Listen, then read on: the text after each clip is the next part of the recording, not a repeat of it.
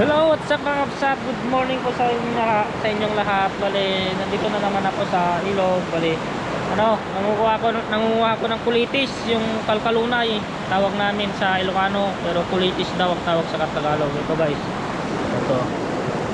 Gugulayin natin. May nakuha na ako guys. Tapos madala din akong gunting dito. Para kuan. Masakit kasi itong kamay ko guys. No, ito. Kunin natin yung mga talbos lang. Sabay ko na lang tatanggalin yung mga tinik nito guys. Masarap to guys, masarap. Dami dito sa gilid ng ilog guys, yung ganito. Kumuha na ako ng gunting kasi wala tayong kukuo. Masakit tong kamay natin, may sugat pa. Yan guys, maghanap pa tayo.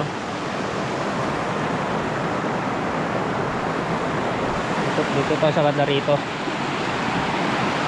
Doon yung pinaganuhan natin ng kwan guys, ng igat kawil, pero wala tayong nakuha. Pero yung kain natin guys naubos. Dapat sana pala ang palaka talaga ang magandang pamain. Yan guys, dito ang dami. Lagay ko lang muna ito dito. Tapos yung magagandang talbos lang ang kukunin natin guys, yung mga to.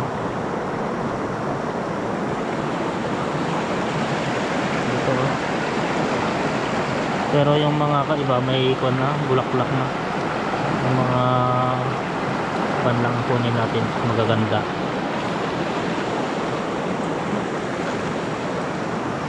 Meron dito pero pangit yung mga dahon na.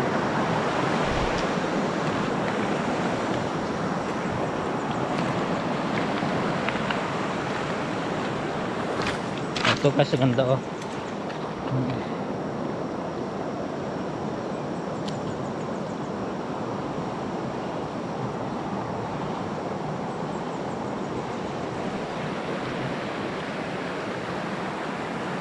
Hanap tayo dito sa Mandarito.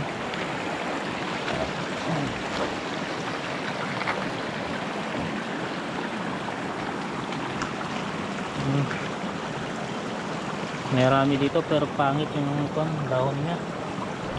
Maraming pinagkainan ng mga uod.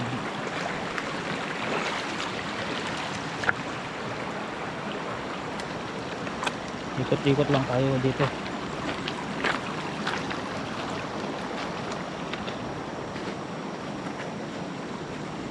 Ganda din ito.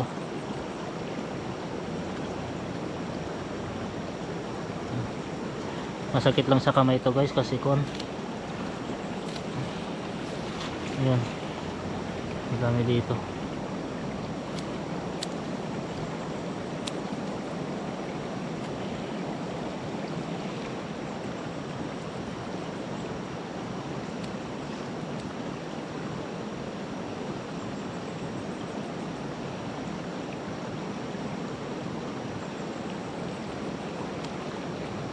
Masarap din tong isahog sa guys, sa munggo.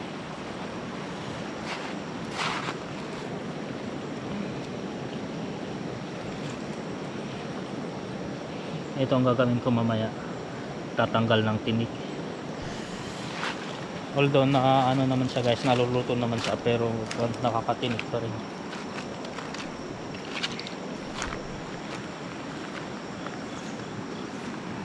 Daming mga dito, mother colitis.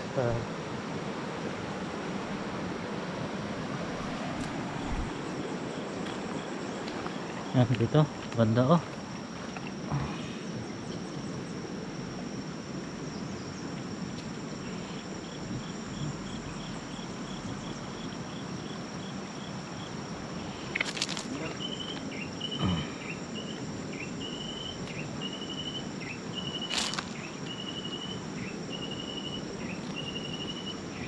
Masustansya din ito guys.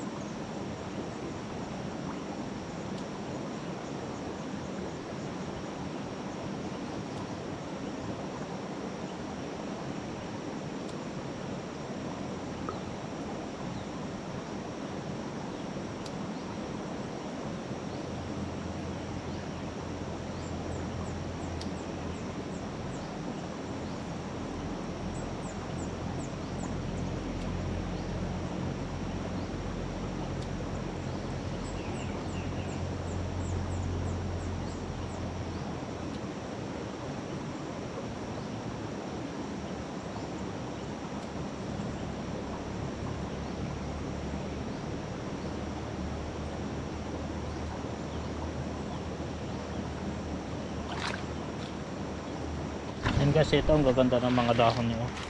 Meron pa dito, hindi ko nakuha.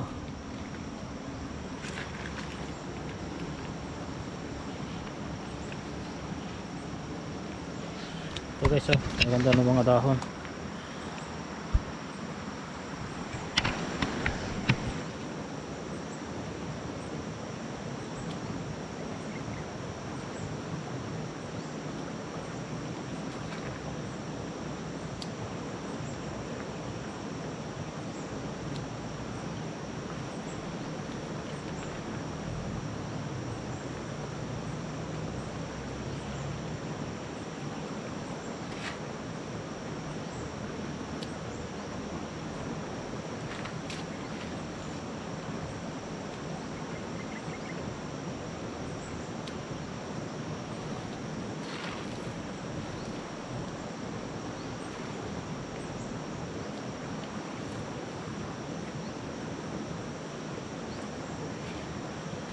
Yan guys, marami ako nakim na ako dito sa banda rito.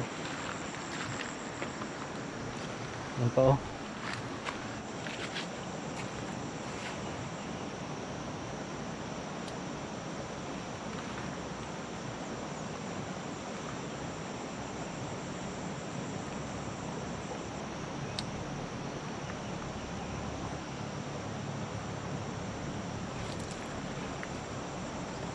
Itong lalagyan ko guys ang laki. Yan guys, maghanap pa tayo rito sa banda rito.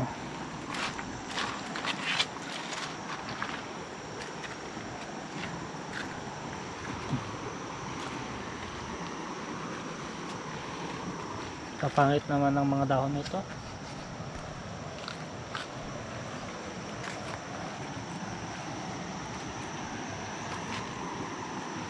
Yan po.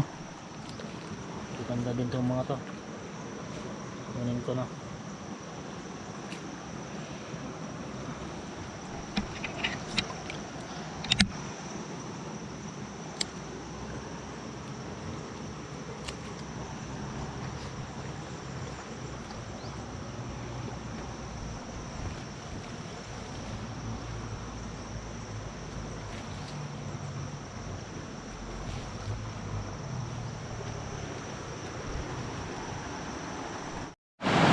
So guys, papunta ako doon sa baba. Kasi medyo marami na rin ako nakuha. Dadagdagan ko na dyan sa banda baba.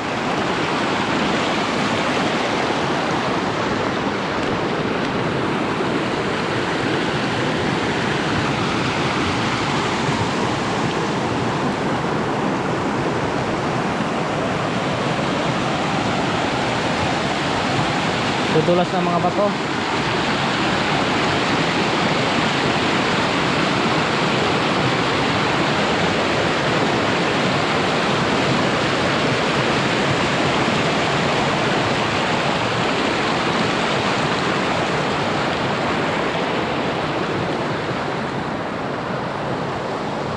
Yan tayo sa tabi ng tubig. Mas maganda yung tubo ng mga kulitis dito sa tabi ng tubig eh.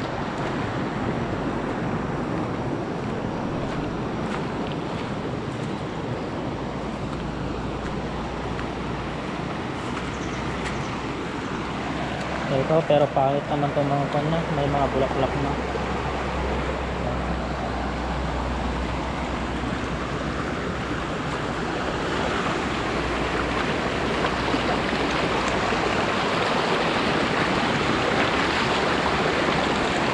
Daming mga duckweed guys oh.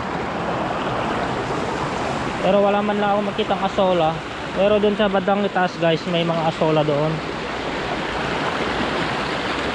Mga pagkain ng mga manok, baboy.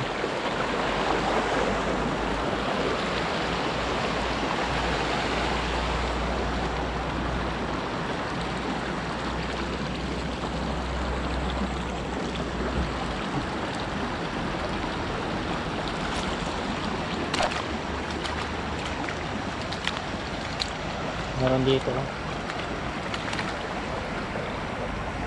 Pangit lang.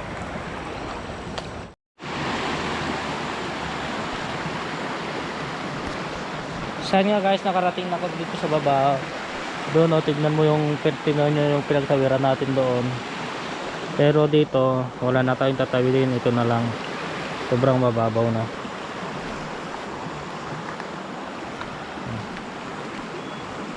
Kanina nabasa tayo doon sa pagtawid natin doon, pero dito wala na, mababaw na.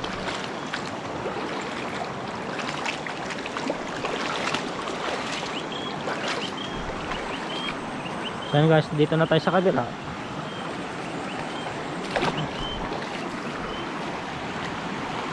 Ito pala yung ilog sa amin guys na nakakalinis. Dito guys, maraming mga ginto dito, tulad dito.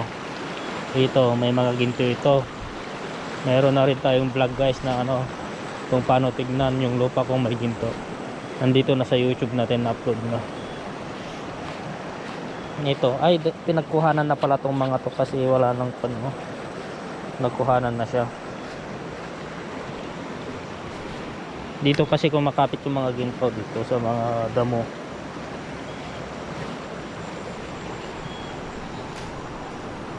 So yan guys, pakyat na dito tayo dito, marami din naman na tayo nakuha. Dito ako nag-ilaw kagabi ng kwan guys, ng palaka. Medyo marami din ako nakuha. Hindi lang ako nakakapag-video paggabi guys kasi wala tayong kwan, ilaw na ano, yung mod para dito sa GoPro natin.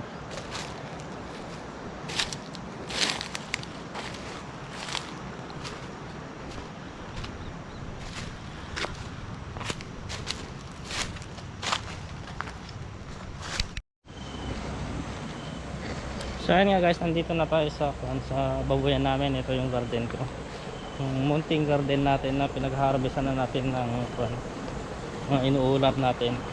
Kanina guys, yung ulam namin dyan din namin kinuha, talong tsaka sili. Saka guys, ito na pala yung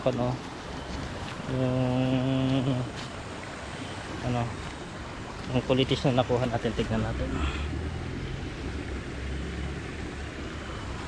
ito na tayo. Kita ko sa inyo guys, ayan yung babuyan natin.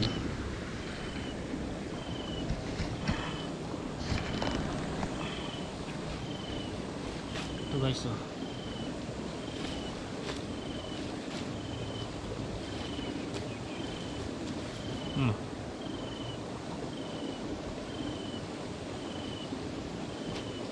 Marami din.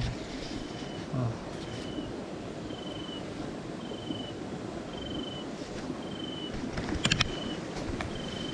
Kaya nga guys, kunin ko lang yung pinaglalagyan namin ng pagkain ng baboy. Tapos uwi na ako para malinisan ko na rin ito. Kasi bago ako pumunta dun guys, kumuha ng ganito, nagpakain muna ako ng baboy.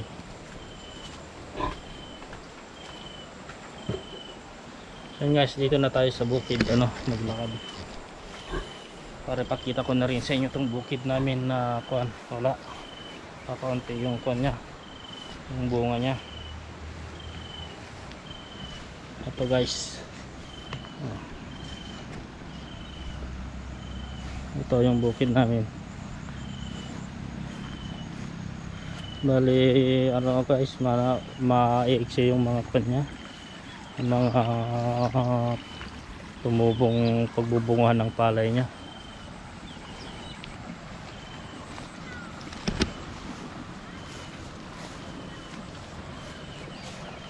Pero at least guys, basta mayroon tayong ma-harvest pang natin, pang bigas natin. Mahal din kasi pagka bumili tayo ng ng mga bigas sa tindahan. At least dito sariling bigas na natin yung natin, yung luluto natin. At least may bigas tayo hanggang sa susunod na anihan na naman, sa susunod na taniman. Dito sa kabila guys, wala pang lumabas na na pagbubungan ng palay. Dito sa mas nauna kasi ito guys na naitanim.